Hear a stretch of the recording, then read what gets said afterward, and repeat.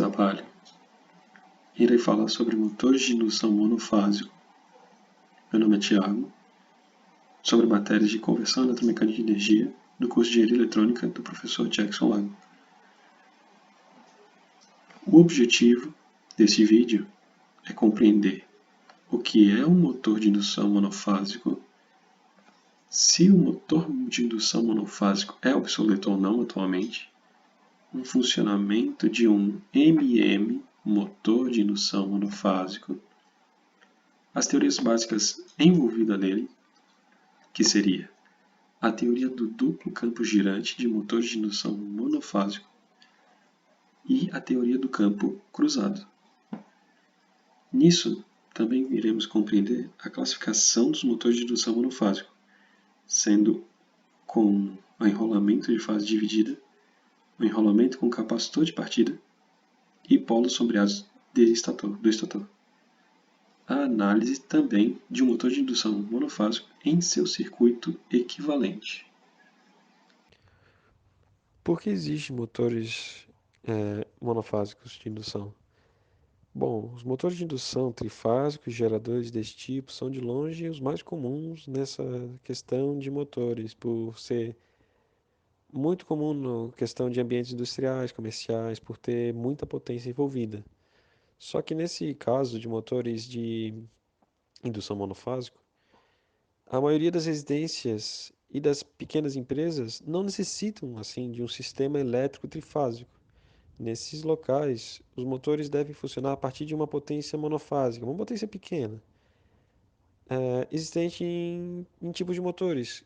E nesses tipos de motores que existem, são os motores universais, que não será tratado nesse trabalho, e os motores de indução monofásico, que é o assunto, tema desse trabalho. Por exemplo, máquina de lavar roupa, portão automático, betoneira e até mesmo bomba d'água de pequeno porte utilizam motores de indução monofásico, por necessitarem de pouca potência, nem perto de 1 horsepower. Em questão, o maior problema do projeto de motores de indução monofásico é que, diferente de motores de potência trifásica, uma fonte monofásica não produz um campo magnético girante. Em vez disso, o campo magnético girante, o campo magnético produzido em uma fonte monofásica permanece estacionário em direção e pulsa com o tempo. Então, como não há um campo magnético resultante girante, os motores de indução convencionais não podem funcionar e tornam-se necessários motores especialmente projetados. Ou melhor, algo que faça com que esse funcionamento dê o start inicial, dê o gatilho para começar, que será tratado mais futuramente no trabalho.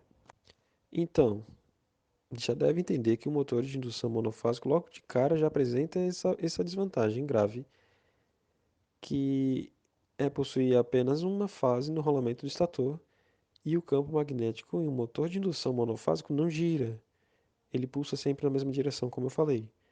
Entendendo isso, dá para sacar que, como não há um campo magnético girante no estator, um motor de indução monofásico não tem o conjugado de partida. Então, ele é considerado obsoleto? Sim, não. Bom, ele foi perdendo sua posição no mercado por conta de ser mais caro para grandes potências, muito difícil de fazer o controle de velocidade e pouco flexível em termos de tensão de alimentação.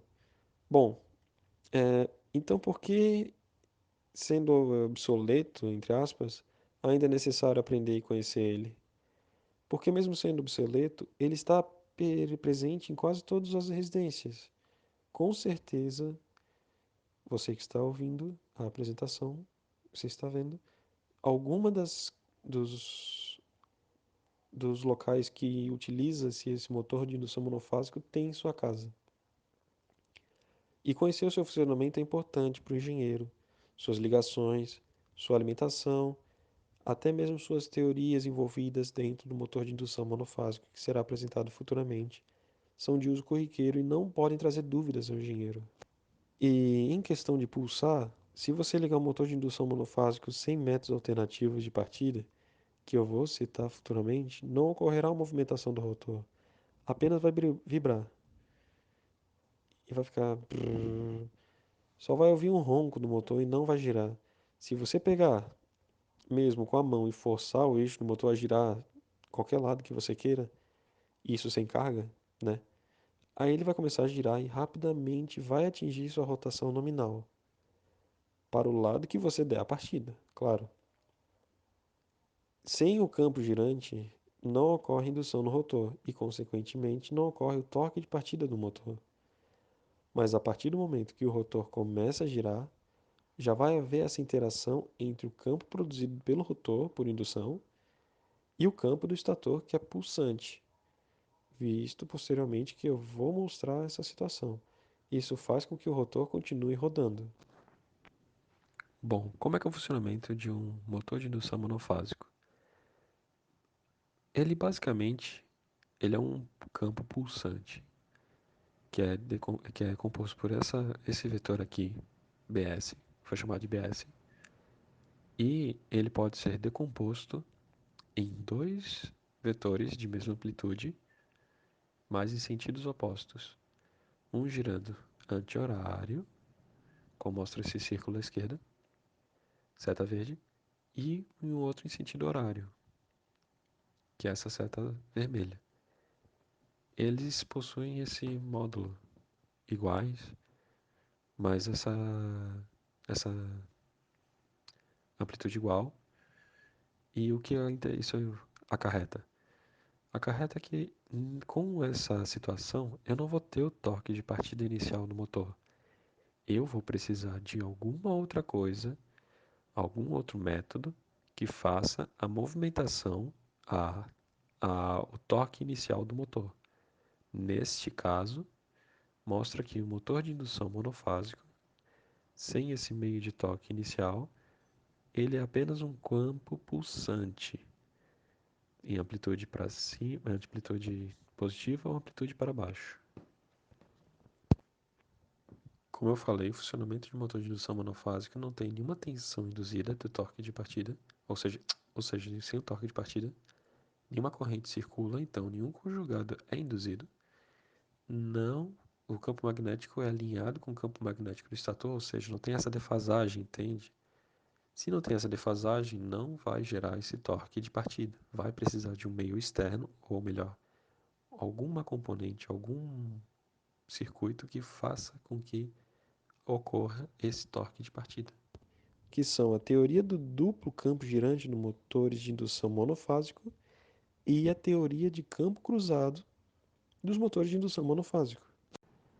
Então, analisando esse gráfico, temos esses dois campos. Vou chamar aqui de BP, o progressivo, campo progressivo, e o BR, que seria o campo retrógrafo, onde,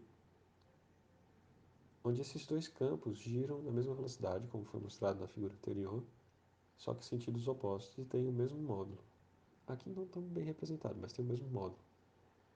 E mostrando que a resultante é sempre uma vertical, mostrando que não é um campo girante, sim um campo pulsante, como foi mostrado na figura anterior. E para conseguir fazer esse rotor sair da inércia, aqui não é possível porque pode ver que na inércia, no ponto zero, não tem campo, consequentemente não vai haver torque. Então, vendo a curva de torque induzida pela velocidade, nota facilmente que na origem o gráfico que o torque de partida é nulo, e por isso que o campo pulsante não consegue retirar o rotor da inércia, e por isso que vai ser visto métodos e meios para fazer com que saia esse motor da inércia. Bom, teoria do campo cruzado. Como funciona? Essa é uma questão diferente, pois se aplica onde essa teoria foca nas correntes e tensões que o estator pode induzir no rotor, ou melhor, nas barras do rotor, quando em movimento. Então, assim, se o campo estiver pulsando, ele induzirá tensões nas bases do rotor, mas a corrente do rotor está atrasada aproximadamente 90 graus. Da tensão, se estiver girando, a corrente de pico vai acontecer num ângulo diferente. Então, o que isso quer dizer?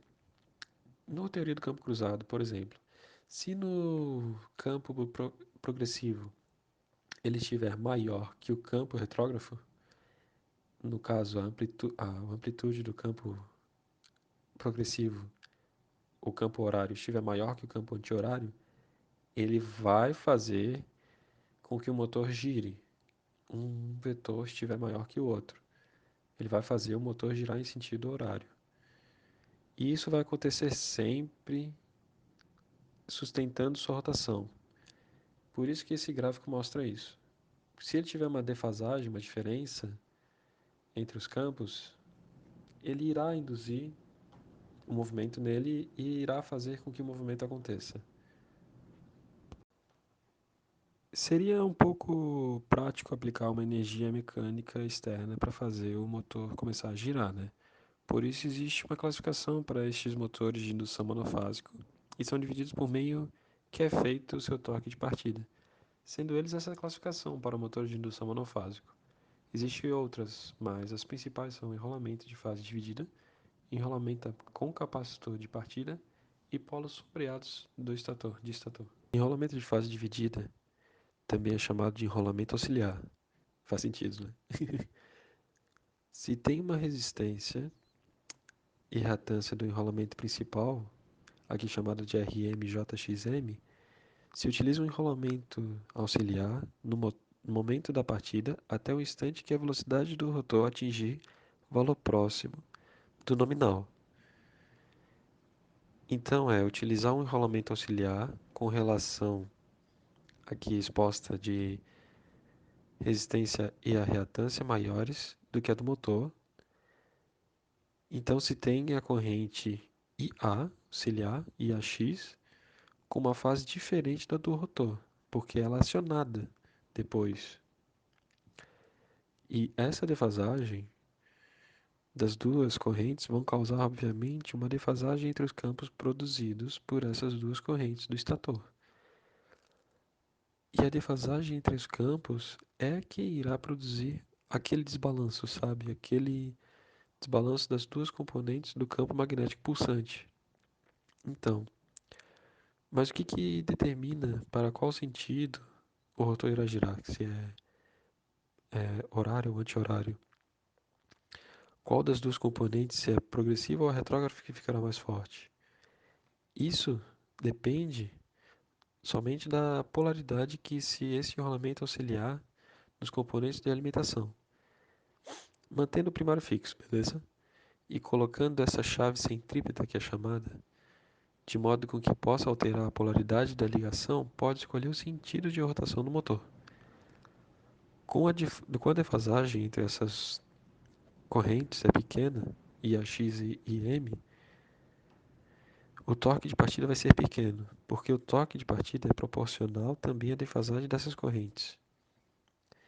Então, se a diferença entre a IAX e a IM fosse de 90 graus, mas não é o caso, mas se fosse de 90 graus, então teria o máximo torque de partida. Nessa segunda forma, com enrolamento com capacitor de partida, o capacitor de partida é calculado de maneira que a corrente elétrica e auxiliar aqui fique 90 graus defasada da corrente IM e desse modo se consegue o máximo do conjugado de partida. Em outras palavras, é como a melhor condição de desempenho dos componentes do campo magnético girante, tipo idealidade total. Então tem que calcular esse capacitor para que ocorra essa defasagem de 90 graus entre o IM e o IAX. Pode ver que aquilo tem um ângulo reto. Bem aqui, ó. Aí, tem um ângulo reto. E nesse diagrama fasorial, representa 90 graus entre o IA e o IM, e da mesma forma que no caso anterior, a chave centrípeta, aqui, é aberta no momento que o rotor atinge a velocidade máxima da velocidade nominal. Os motores de polos sombreados é basicamente um motor de indução com enrolamento principal. E em vez de ter um enrolamento auxiliar, ele é negado, ele tem polos salientes, que no caso, uma partezinha de cada polo é envolvida em uma bobina em curto-circuito que se chama bobina de sombreamento. Por isso o nome. As referências foram o livro de Fitzgerald e o livro de Chapman. Esse é o meu trabalho. Uma breve apresentação sobre motores de indução monofásico, MIM. Obrigado.